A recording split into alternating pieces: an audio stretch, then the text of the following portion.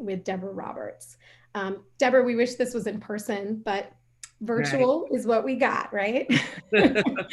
So Deborah's collage, entitled Venus the Great, is currently on view in our exhibition. Deborah, we was currently on view in our exhibition, True Likeness. We opened the exhibition in late October.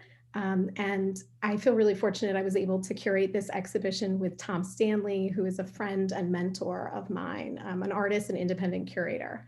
The exhibition is a diverse portrait exhibition featuring the work of more than 18 contemporary artists.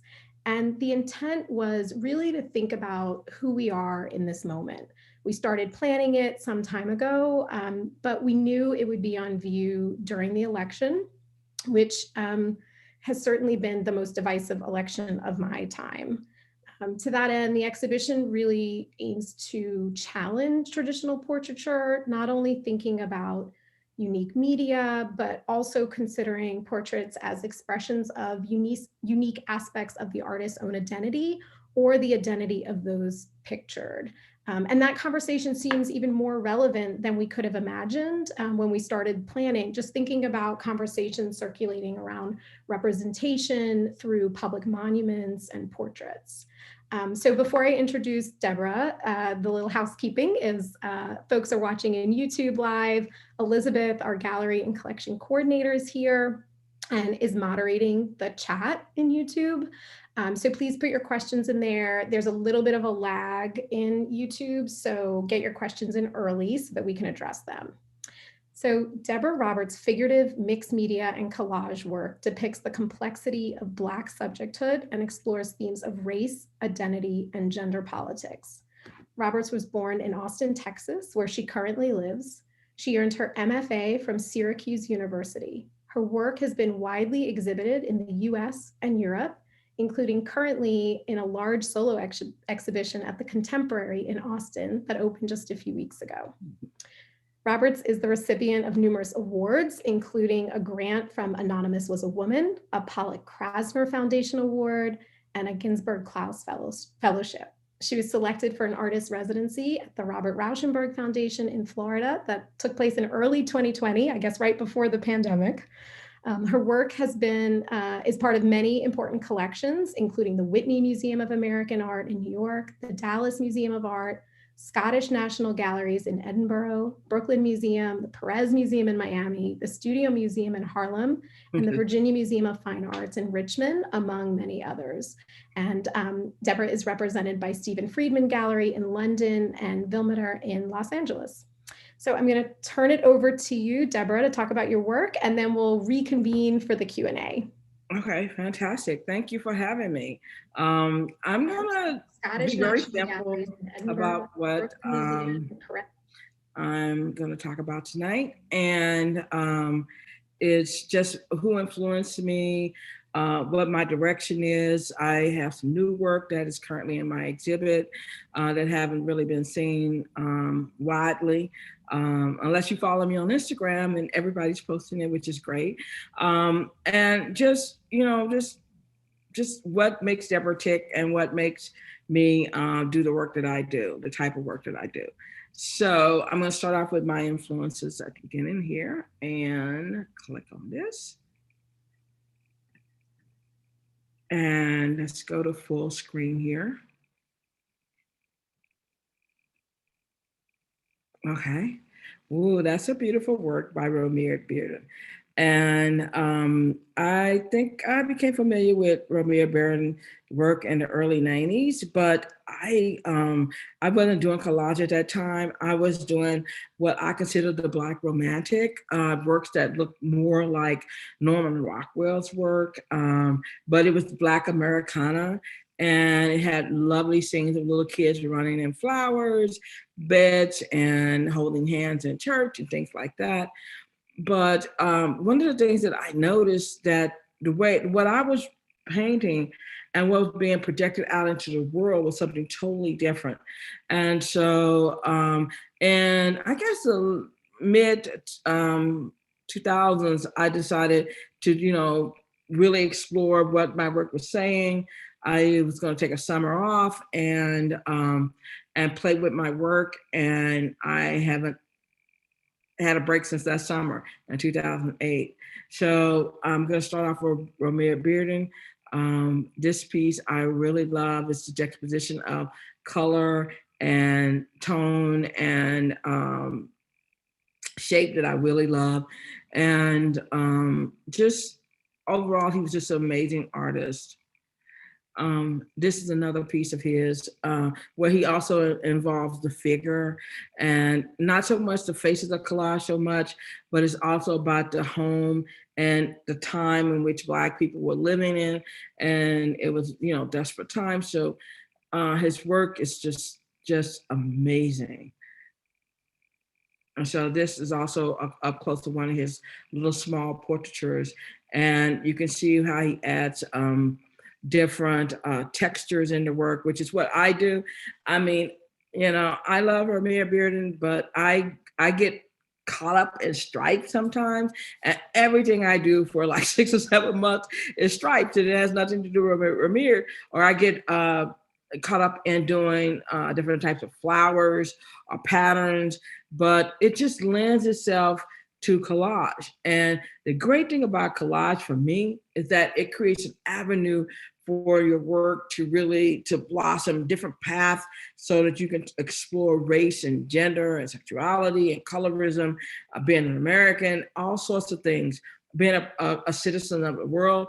It's just so much you can do with collage, and that's why I enjoy it so much. And this is another one of my heroes is Hannah Hawk. This is one of her pieces.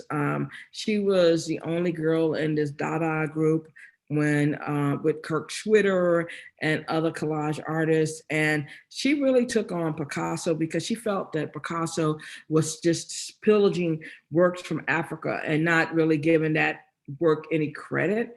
And she was the only one at that time, being a female, doing collage work, which I think was important.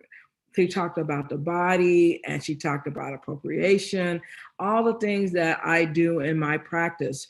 And I just, anytime that I get stuck and I just want to read about her or see something, I grab one of her books and I just get to it.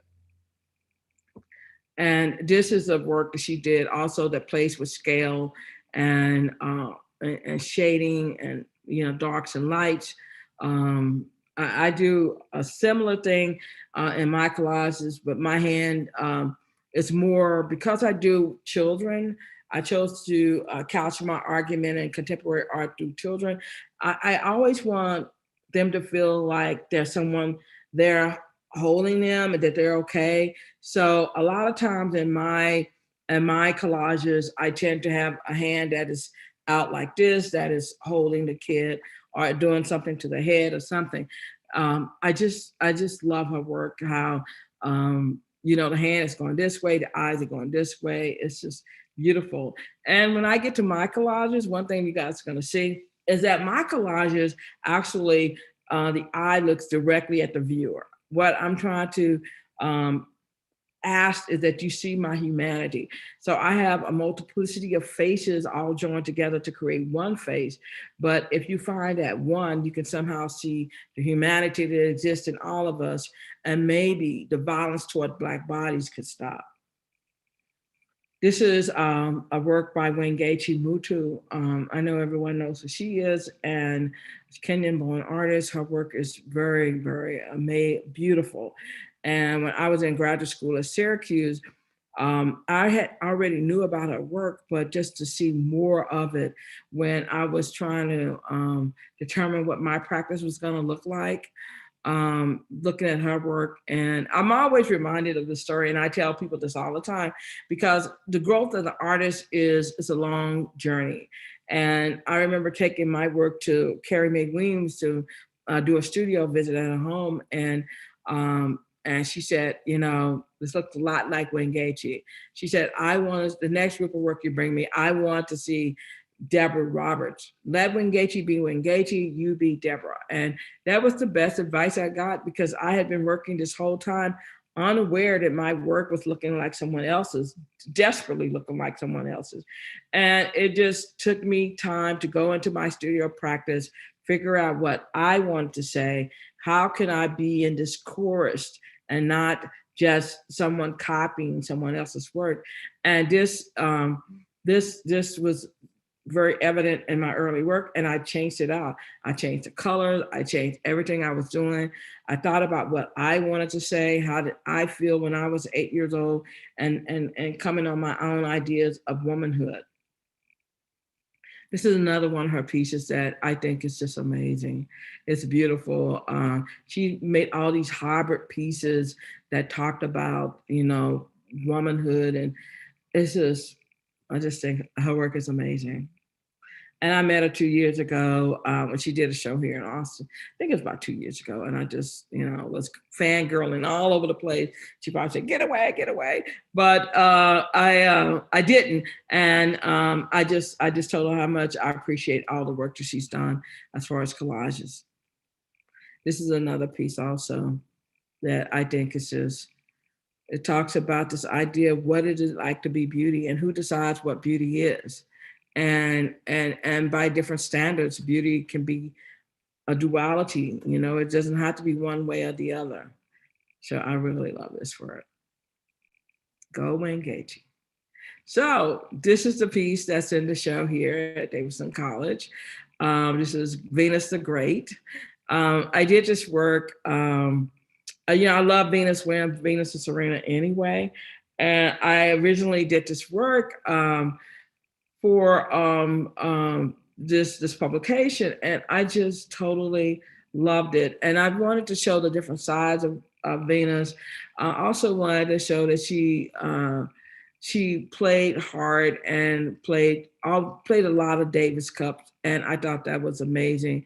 And I wanted to also show that Venus and Serena have a lot of people that talk about their body and their shape and how it's not feminine, it's not ladylike.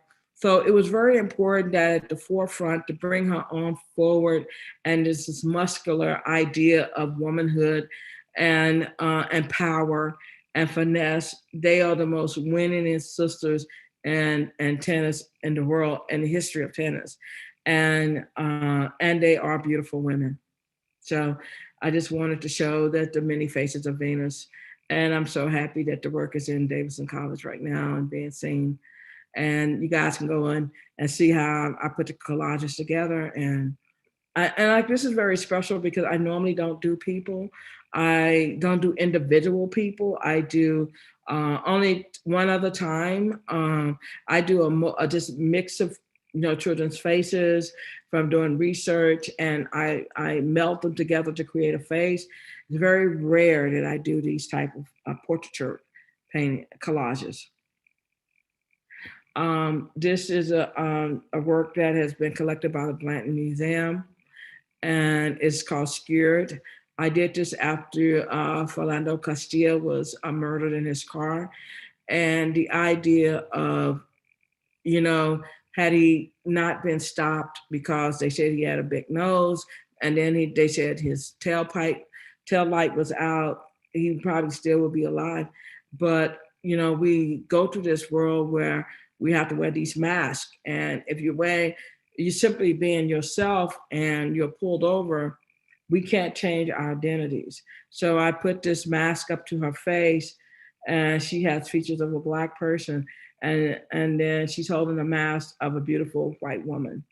And then in her hand, she also has a mask that has both a dark-skinned person or a light-skinned person. What should she be today? And you see that the arm that is stronger is the one that carries the white face, and the one that is weaker is the one that carries the Black and white face.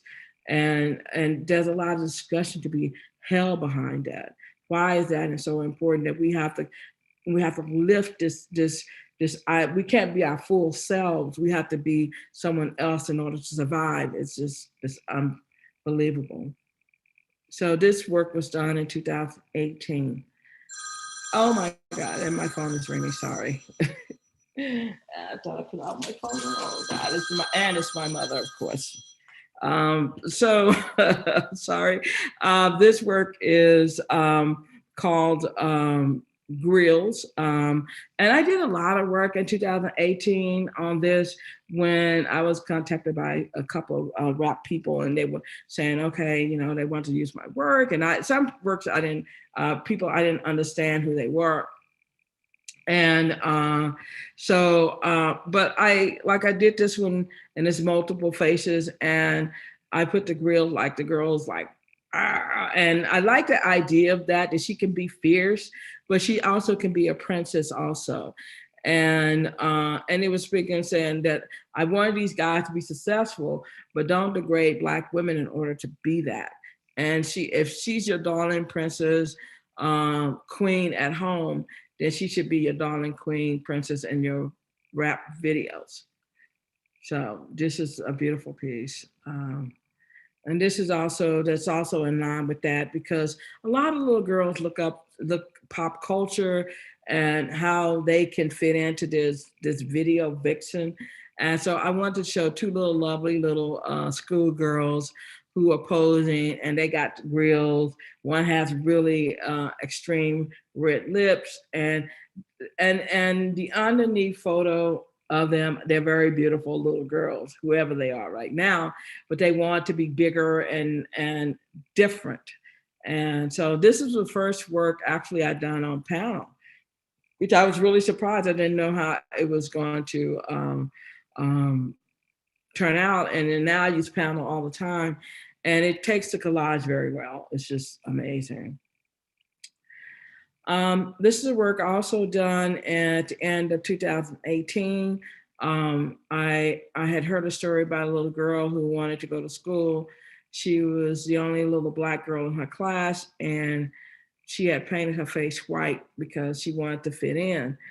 And I did a combination of Rosa Parks' booking number and her hands crossed, and the the little Aunt Your Mama type dress, and to say that that has been a history of getting through and people standing up for that right to be your own authentic self, that she is beautiful in her beautiful little brown skin. And I wanted to, at that point, really have a discussion about that our little girls need to be told very early on that they are beautiful and they are innocent and they're not bad, and they should be, celebrated also. And just to throw in to this dialogue, I did a piece in Austin with my first video and sound installation that talks to this very notion. I've been working through this for the last 4 or 5 years, trying to find different ways to talk about this. And this was just, I'm happy that it's here and I can talk a little bit about it. This is another piece I did for Stephen Freeman's gallery. My first show at Stephen Freeman. This is Red, White, and You. And it was really asking the question that what do you fear most, a dark-skinned Black girl or a girl with a Muslim little girl? And I put them back to back because they were taking on the world individually. But if they did it together, then they were stronger. Each had a glove. Each was ready to fight for their own identity and their place in this country.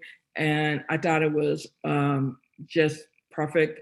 One of the things I always tell people about this collage is that it taught me a lesson, because I am a collage artist. And when painting, I love painting because I started out as a painter. When painting overtakes collage, it's always time for me to step back, because that means that, I'm not doing what I feel I want to do in my work. And so a lot of this is painted and just very few is collage. So, but collage now, this was a turning point. Collage has to at least be between 65 and 80% of the collages that I do, not the other way around. This is the second piece that I did the image of the person's face and not really change it. This work is called 80 Days, and it is about George Stinney Jr. He was a 14-year-old boy who was in 1944 was accused of murdering two little girls, and carrying their bikes over, 150 yards away. He just innocently said, I saw them that day. And that was all it took for them to arrest him, to convict him. I think his trial lasted 10 minutes. He was convicted and he was executed within 80 days. He was 14 years old. And I've done several works depicting George Stinney Jr. This works now is at the National Portrait Gallery. I think it's actually touring. It was part of the Outward competition. And it's so poignant. I wanted to get his story out to the world, people who didn't know about George Stinney. 77 years after his conviction, it was overturned. They realized he could not have carried those girls nor those bikes without anyone seeing him or any damage to his feet. And his twin sister had repeatedly told him that he was with her all day. And I'm so proud that so many of these works are in public collections, and people will be able to read about George Stinney and research him and know that while we still have these type of atrocities going on, we have to figure out a way to stop them. And it leads into this very unique picture right here. This was at my solo show at Suzanne Valmeter in Los Angeles, where these little kids, it's a narrative where these little kids, let's say they were all out playing, and the police stopped them. One of the things we do know that police do is for little Black boys, they put them on their butts and they each all have to put their hands in front of them. And I wanted to have this despair look on their faces and like, man, we're just playing ball. We're not doing anything. And then one of the little kids with his hands up. And then the idea of the huge face in the middle is that they see grown up men and not little boys. And this idea of not allowing them to live a life as a child and not seeing themselves or seeing their sons in these boys and not just criminalizing them. So this piece is about, I think it's 125 by 50. It's one of my largest works. And this work is at the Scottish Museum in Edinburgh. And this is called Head Nods and Handshakes.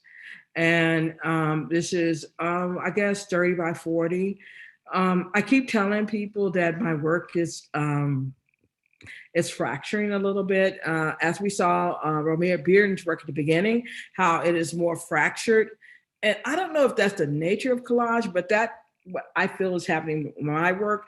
I'm not following after Romeo Bearden. I just think that the work moves itself where it needs to go. And for me, it is telling me it needs to fracture, that the whole body is still not being seen as that, as a full person. So let's fracture this up some more.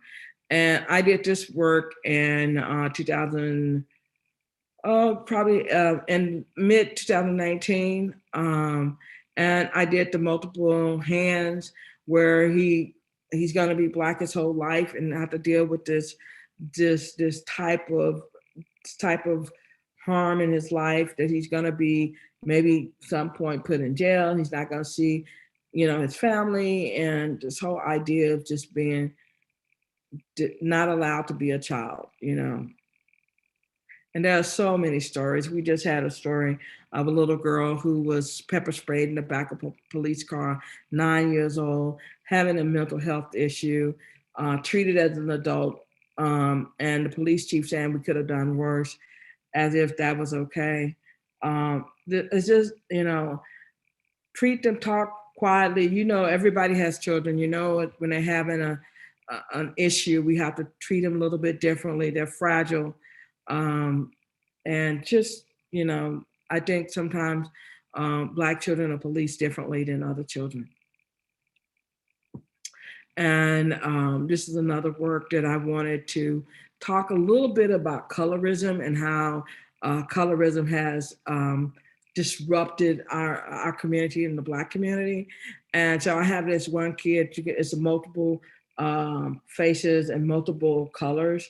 And you may not be able to see up close, but he's carrying these all shades of blackness and saying that we have to hold whatever we are together. And then he has a striped shirt underneath that, which is the flag, a part of the flag, and how this has really started from the fields and slavery, when they had light-skinned people work in the house and dark-skinned people work outside. And it's just this rift that sometimes happen within our community, and we have to stop that. We can't continue that. And so this work speaks to that.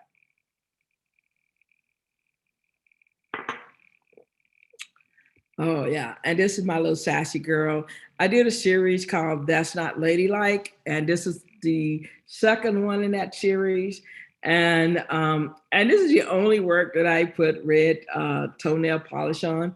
When I was a little girl, I had to be a teenager before I could put red on, and I still may have been admonished for that.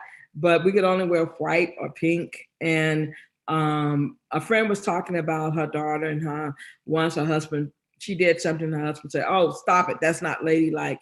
And so she, intervened and said, "What is ladylike?" And so that whole discussion, we talked about it and we laughed, and we remember the stories of, you couldn't sit with your legs open too much, or you couldn't wear shorter dresses, all these things that are defined by society, what is ladylike and what is not. And so what I did was I did a series of gestures.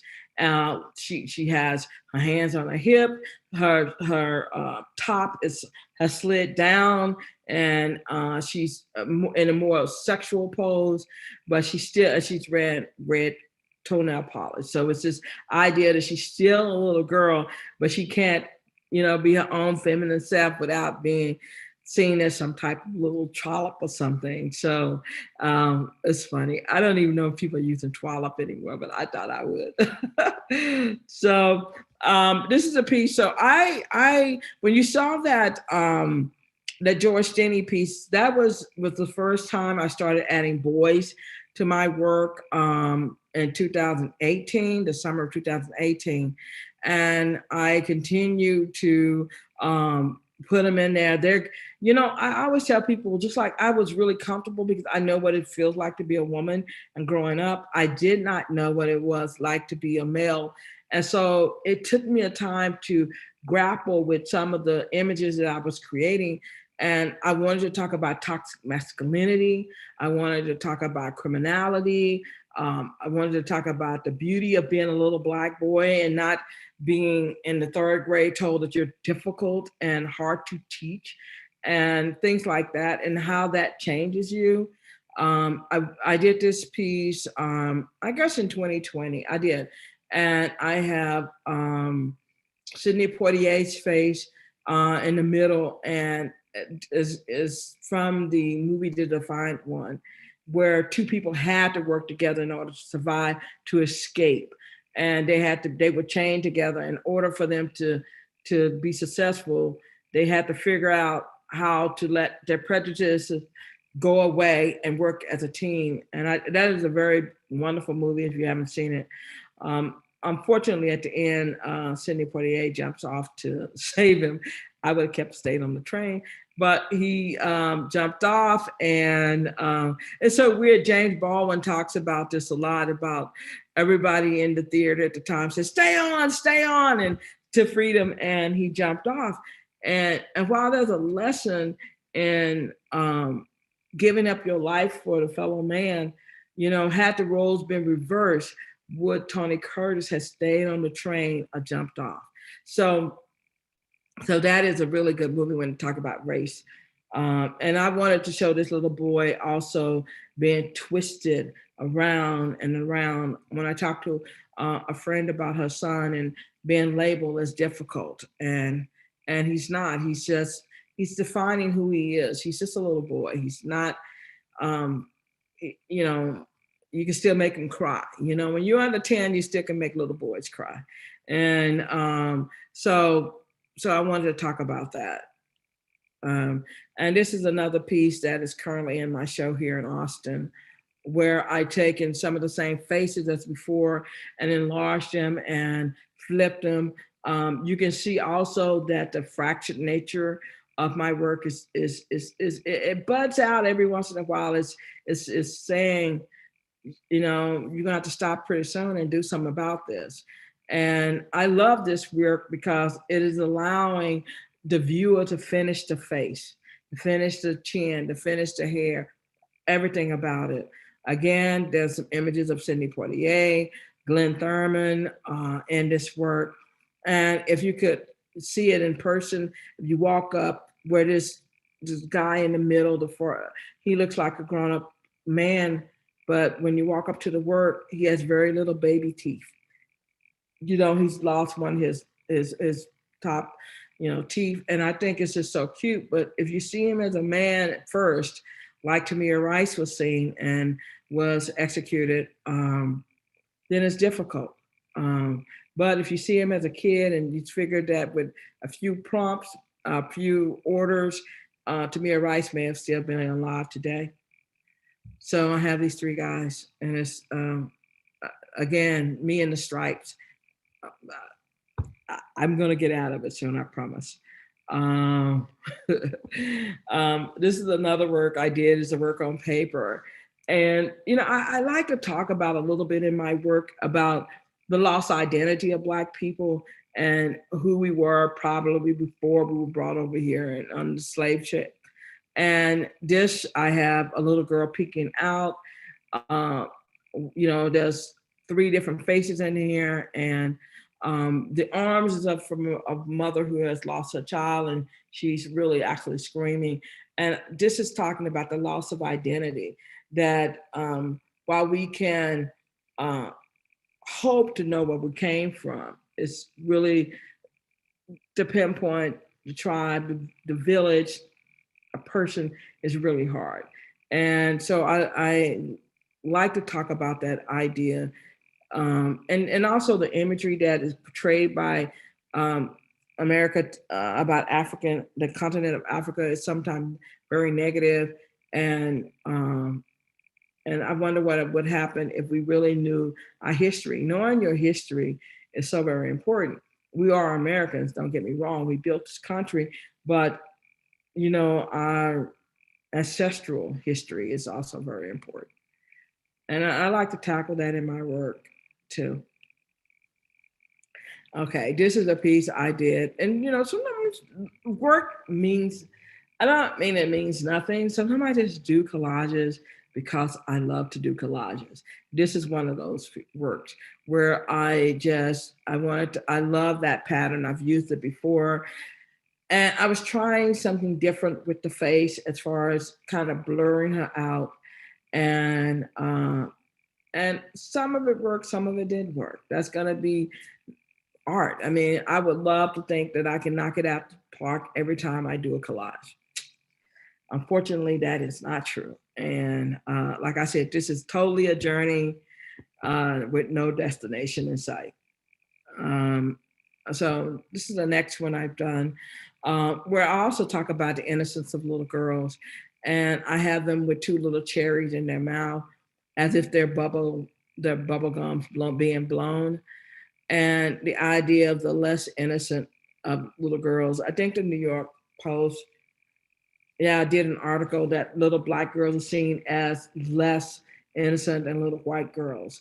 And we know that's not true. We know that sometimes little Black girls have to take on so much more responsibilities earlier than their colleagues, and but it does not preclude them from being innocent and being taken advantage of. And I just love this work.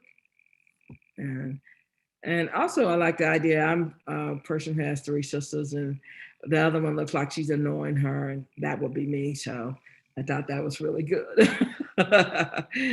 And okay, so this is a work that is currently in my show at the Contemporary Austin. And one of the things, this happened after George Floyd had died, was murdered, and people were protesting around the world. And then, there were some bad actors who were looting and burning and breaking into buildings. But it was this monolithic, narrative about Black Lives Matter. Then instead of like we see in the insurrection where they saying, oh, it was some bad actors, but overall everybody else was good. And so I wanted the girl in front to have the peace sign, but on her shirt, I like the idea of these three little monkeys that people make people out to be animals, and they're running with these little red balloons, and as if someone was chasing them, instead of people who peacefully protest a large amount of the day. And when the night happens, there are people who have their own agenda and they come out and do things that have to do with Black Lives Matter. I like also the idea of the woman, when you say justice is blind, so the little girl has no eyes. And she's also in a t-shirt says pop, pop, pop.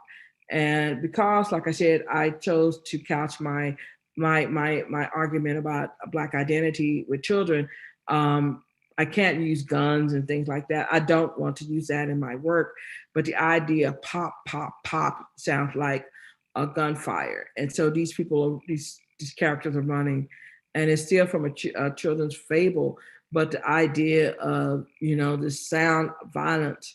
And then I also wanted to put it on this Black woman's body, because Black women tend to not, the crimes against them don't get a lot of attention. And this week's, Sandra Bland's birthday was this week.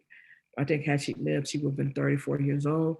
And the idea of, that not making national news is important. So this piece, and I can never remember the title, and that's why I'm not saying it, but it was done in 2020, and it's the disobedience of something. I love it. So anyway, also let me go back here and tell you something else. I don't know if you guys have noticed in the work that the people are larger. They're taking up more white space than before. I'm going to show you an example of that. I'm going to have to go back. When we saw the Skewered piece, the girl was very thin. She was little. The white space engulfed her. And what happened over the course of the shelter in place, and I don't know if it's because I didn't have opportunity to do art, but and I did say this before, I always allow the work to tell me what it needs. When I got back, the work had gotten larger. That the white space, it did not need the white space so much. It took up the space. It wanted to capture its own identity and to see it's for you to see them without the noise of the white space. And the white space has always been very important in the work, but this time the image of the human space had to take up. And I think it's really important. And I'm just now trying to write a little bit more about that. Why did that happen? And why is it so important at this time? And maybe it's because the pandemic, and just a normal person can make you sick by not wearing a mask or greeting you, and you can get a horrible illness. And this is another piece at that point that I done in 2020 that while we were in shelter in place. And this work was seen on the cover of Harper's Bazaar. It's called The Unseen. And again, I have the big hand bursting through the girls, and I wanted to make them cower, like if they heard a noise and they bent down. And that's the pop. And it's also a symbol of violence against Black women and children. And then again, I got crazy. We got crazy with the colors and the fabrics and yada, yada, yada. But I think I still, I'm hoping I stayed with my 65% collage. But this is one of my favorite works of the show. And I just love it. It's just what I want my work to say. And I hope that it lends the audience to have more dialogue about this stuff, what's actually happening. and not be lured in by the beauty of the clothes, but look at directly in their faces, look that there are multiple imagery in that face, and just they are looking directly at you as human beings. And okay, this is something special. I hope everybody can see it well. Um, when I talked about the installation piece, it made a triangle in my work because I do a group of text-based work. And while I had one of my assistants research how many Black girls and women and children have gone missing in the last 3 years, we came up with 400 names. And I did a series of works, portraiture works that talked about that, that we are both present and absent at the same time. We are invisible, but yet visible when needed. Um, and that we are not being counted and what's happening with all these women. So I did a chalk outline of an image of a little girl, and I just don't know how much you can see of this, but, and then I put a little red shirt on because that's bright, and also multiple faces. But you have, this works is asking you to move toward it, to become engaged in it, and to see her, and wonder why the news media have not talked about all these women gone missing. And so that's my presentation for the night. I hope you guys have some questions that I can or cannot answer, but I'm open to answering them the best way I can. And here we go. Yeah, that was amazing. It was so good to see all of that work, and I took like a million notes actually. So many really like beautiful little nuggets of quotes that you said. So I appreciate that. I am so glad that you started with Bearden because we did not talk about this, but Bearden, was born in Mecklenburg County here where we live. Oh, And fantastic. the college had a great relationship. Our faculty member here had a great relationship with Bearden. We have works in our collection. Wow. We had a Bearden scholarship for a number of years, and he received an honorary degree here. So fantastic. Yeah, we have this really special relationship. So that was fun that you started out with that. I have a million questions. One of mine was, it's obviously like the work you're talking about is about the experiences of young Black girls. You've moved on to incorporate Black boys as well. Is that who you see as your audience, like girls or children between 8 and 10? And have you been able to work with that group or make sure that like museums and galleries are actually having these important conversations with the aged children that are in your Well, I hope they are. The reason why I chose that age, mainly when I started doing little girls, is because I knew that was my time in my life, especially at 8, 9, when I started asserting my independence. I did not want to wear the clothes my mom picked out. I was done with that. I wanted to wear my hair differently. I wanted to be separate from my sisters. So I thought that was key to becoming the woman that I am by watching my aunt and my mom as I grew up. And then I also want to discuss, when do the gloves come on? When do we have to start fighting for our identity? And I think it's very early on for Black girls. And I think maybe 15, 16. And by the time we're 25, we have been soldiers in this whole idea of saying that we are beautiful. Look at us, our beauty we shouldn't have to be relegated to the back of anybody's order.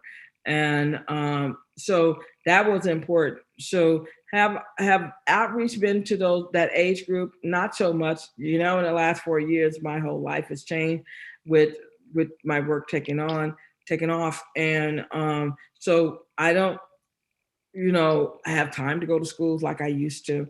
But I do believe that there's dialogue to be had, and that I chose kids because some people don't understand the harm they're doing by telling a little Black boy that that you're hard to teach, or things like that. And what the ripple effects of those type of, and put them in special ed classes, that ripple that go on to by the time you're ninth grade, grade 9 or 8, you're dropping out of school, you don't want to go. You think that people think you're unteachable. And if they think you're bad, I'm going to act bad. And so things like that. So I wanted also to bring attention to that. So it's not so much the age group, it's that these are the times that it's happening. And we have to talk about it. Mm-hmm. It feels like it could be really empowering for young people seeing the works, but then also right. for the folks that are causing the harm, obviously, right? The conversation with them too. Yeah. Absolutely. I think there are some questions. I have a bunch, but I want to open it up to the audience too. So Elizabeth, do you want to ask a couple of those? Yeah. So Trinity asks in the comments, earlier you discussed forming your style. How exactly did you start? I feel it's hard not to mimic who we are inspired by because they speak to us for a reason. Right. Thank you for that question. I currently have a copycat, and people told me to stop talking about it, but I can't. But anyway, I think that you can be inspired without copying someone else's work. Like I told you, my aha moment was when Carrie made Weems. I didn't see that I was doing it. I thought I was doing actually my work. But I was so inspired by when Geichi Mutu that, and saw so much of her work that I actually was just doing my version of her work. And when Carrie Mae had told me that, I went back and I took my face as a little girl, and how I felt like I wasn't, I can relate to that little 8-year-old self. So I was able to break down the work and figure out what I wanted to talk about. And once that happened, I was able to then go to other faces.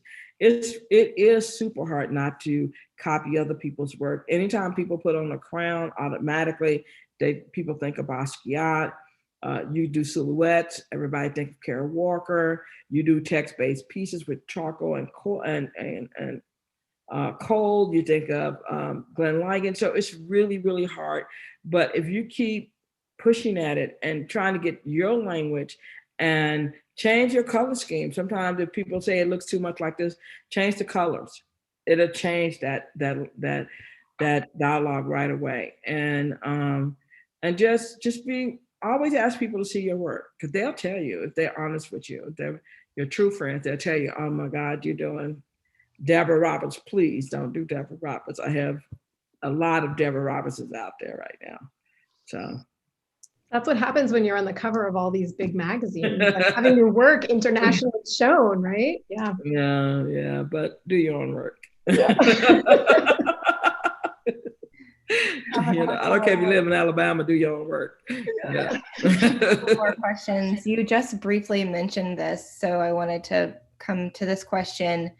Malou wanted to know if you ever used photos of yourself as a young girl, and it sounded like you had just started to say something. I did a whole series called Little Debbie's. I almost did this talk in Turtle Studio. It's my new studio in the back, and where I found one of my little pictures of me as an 8-year-old, and I haven't done any work of that since 2012. And I actually did a collage of my face. And here it is, 2020, and I'm back at that. But I'm not going to do any more, but it's just this one time. And it helped me, I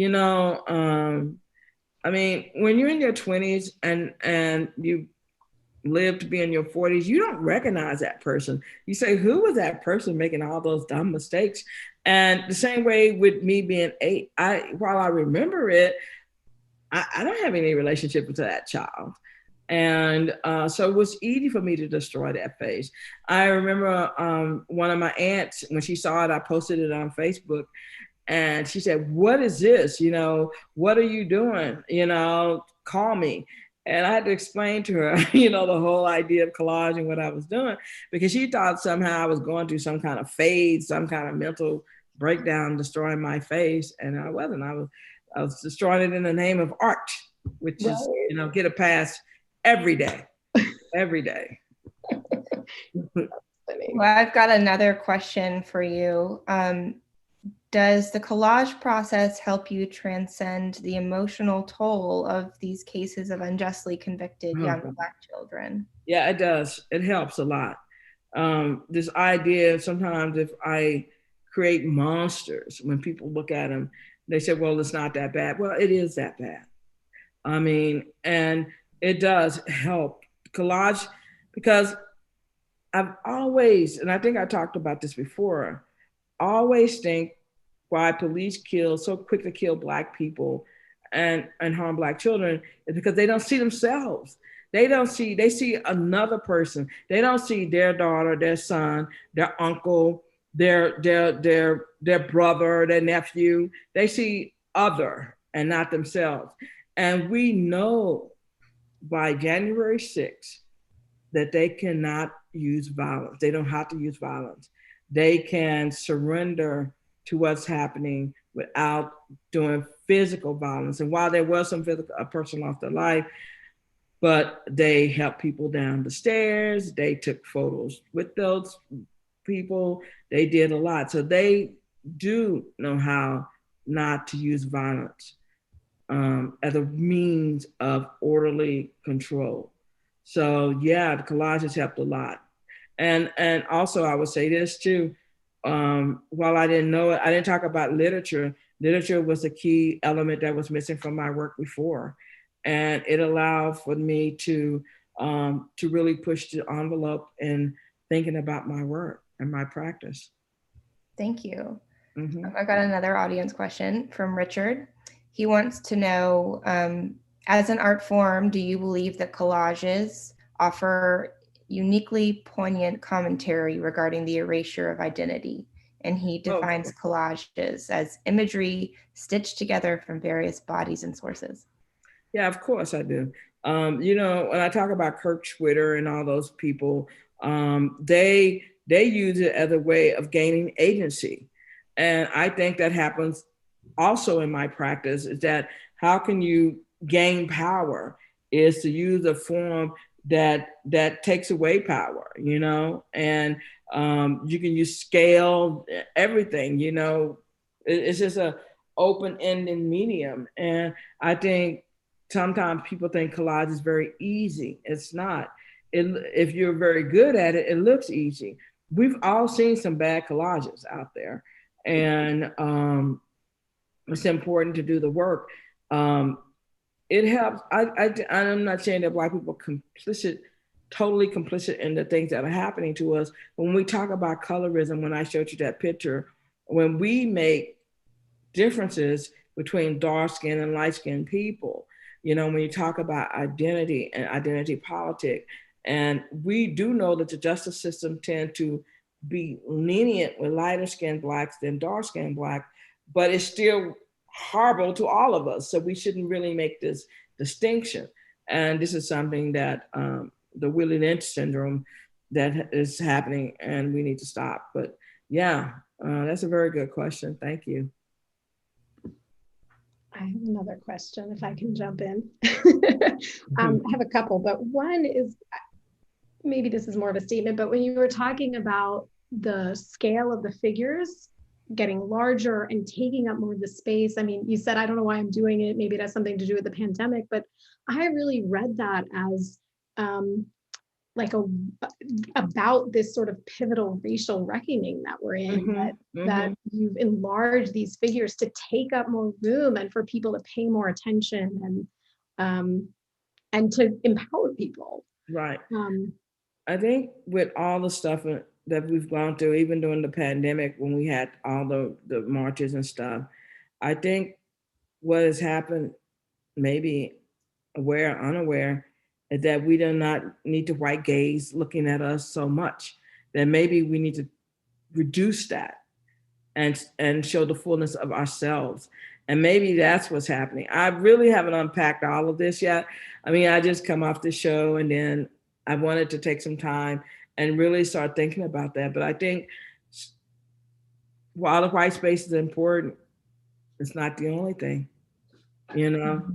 And I think you can yell and yell and yell at people who say, you know, people are hurting us. Our house is on fire. But until you actually see it, like the George Floyd thing, until you actually witness it, then you have a reckoning. You say, "Oh, okay, maybe they want to. Oh, okay, maybe it wasn't because he was, trying to catch a $20 check. Did that cost you your life? Maybe that's true. Maybe they saying somebody selling what do they call them when they're singles cigarettes? Lucy's. Mm-hmm. Maybe someone who's selling Lucy like Eric Gardner. That shouldn't cost you your life, and that's the point that I think that most of people are saying. It doesn't matter if you're committing these crimes. If they don't cost other people their life, it shouldn't cost you your life. So I think that's why the images are getting bigger. We have to start, seeing our own selves as powerful beings. Maybe, I don't know. Maybe I need to see a psychiatrist. Who knows? Could be a lot of stuff. Elizabeth, is there more questions? Yeah, Tyler wants to know, what part of Austin did you grow up in? And are there any observations that you made as a child that carry into the work that you make now? It's so weird. I grew up in East Austin, which is at the time, well, it's gentrified now, but at the time it was the Black and brown part of Austin. I bring some of the things that happened to me. I don't know if you noticed that a lot of my work is in threes. I have three sisters, so I'm the fourth one. So I do a lot of things in three faces in the work. I was bused in the 6th grade to Travis Heights Elementary School. I went to Sims and it was amazing. And then I went to a school where people hated you and I didn't know why. I tell people, and it sounds very naive, and that while I knew it was Black, I didn't think it was a negative thing until I went to that school, because everyone in my neighborhood were the same people.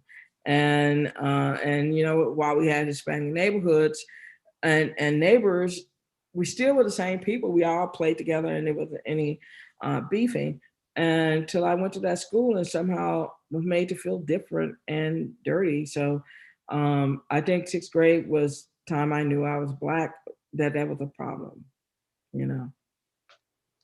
So that's what I got from Austin. Thank you.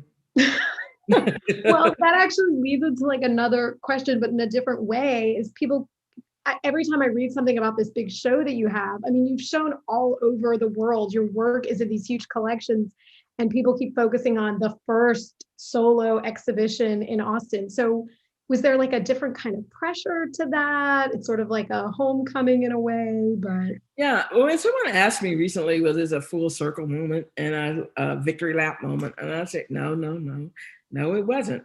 I don't feel that I don't think the world revolves around Austin. I remember 3 years ago, maybe 4, I did a show here at the Carver Museum and Cultural Center. And at the end of the show, we did an artist talk, and I concede Austin. I did not know what it meant. I just knew that was the end of me trying to tell everyone. We got hardly no press on our show. Very beautiful show. Trying to get people's attention. And I was like, I'm over it. I had to concede it in order to really bloom as an artist. And once that happened, it's just the floodgates open up. And so, I'm doing a show in Liverpool at the end of the year. I'm doing Freeze London. I'm doing so much more globally. My work is collected in Germany and all over. So one of the things I wanted to do was do the best work I could possibly do in Austin. I guess, and the point that I'm a Scorpio, I wanted to show you. And I felt that this was the best work I was at this point in my life I could possibly do. And I put all of it in, and I put together an installation that I thought was created another path to talk about women and Black women and naming and shaming. And so I'm enjoying the accolades for this show, but it was always here. It's not anything new. Right. So. And I mean, for the students that are watching, or young sort of aspiring artists, they always think they have to go to New York or LA. I mean, you're sort of proving that you can be anywhere. Only after being discovered in New York. So I can live anywhere now, and didn't want to interrupt you, but I can live anywhere now because I have the attention. But before, when you don't have the attention and you're trying, let's say, I always tell people I went to Syracuse, I didn't go to Yale, and it's different, because you're going to have a lot of people come visit you at Yale and see your work. It's a different trek from Syracuse or any smaller school. But there are ways of knocking down those barriers in order to be successful, and you have to use the social media as a tool in order to do that. It's possible. Yeah, right. Are there other questions? And it's okay if it isn't, Tyler said, thank. She's an alum, and she said, thank you. That's a city that she grew up in. So, Austin. Mm-hmm. Oh, okay. Well, it's changed. Can I ask a last question, which was just, Sure. You mentioned the sound in sort of piece and installation, and just hearing a little bit about that, and maybe sort of what's next for you as a curator. I always want to know, like, what's the unrealized project that you're just waiting to do. Well, one of the great things about creating Turtle Studio and Outback is because, well, I had to create it because, the pandemic happened and we were pretty much couldn't go out and had to stay in. And this allows me to be more creative back there. When we were thinking about the show at the Contemporary, I had 3 projects. I couldn't do them all. We realized that. But there are 2 I want to see done. So that's ahead of me. I don't think, well, I cannot say I'm not a good video artist because I get beat up. Let's see, how can I word this?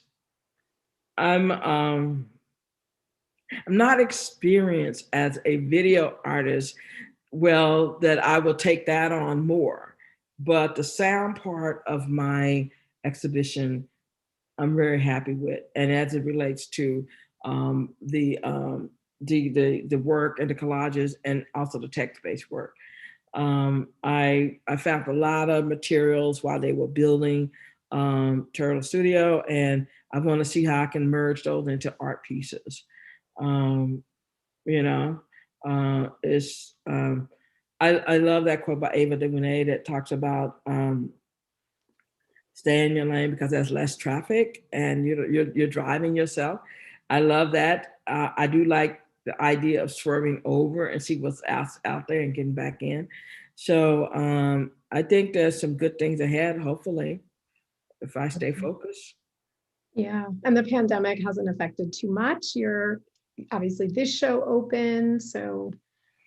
Yeah, it was hard. It was tough at the beginning. We to get my assistants back in there to make them feel safe, create all sorts of PPE and, all sorts of places where they work by themselves, different things to make it happen.